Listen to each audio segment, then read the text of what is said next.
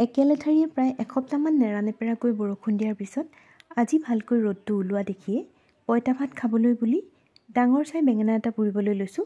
এইবাৰ বিহুতো পঁইতা ভাত খোৱাই নহ'ল। কাহ চৰ্দি হৈ থাকিলেও পঁইতা ভাত খাব নোৱাৰি।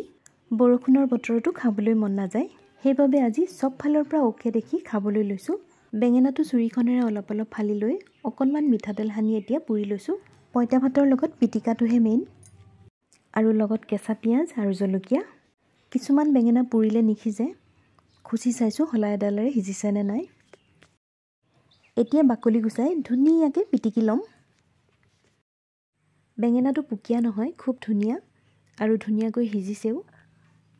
এতিয়া সৰু সৰুকৈ কটা অলপ কেঁচা পিঁয়াজ আৰু অকণমান ভোট জলকীয়া কাটি দি কেঁচা মিঠাতেল আৰু নিমখ দি পিটিকি লৈছোঁ।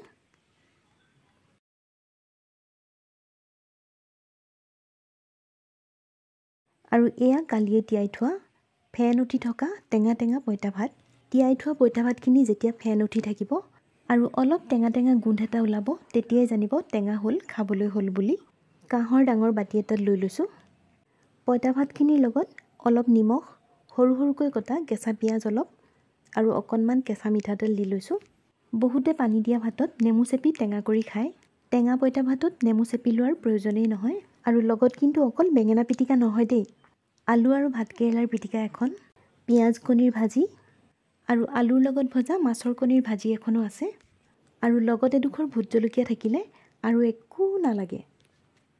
এয়াই আজি মোৰ পঁইতা ভাতৰ থালিখন, আৰু এইটো ছিজনৰ প্ৰথম সাজ পঁইতা ভাত।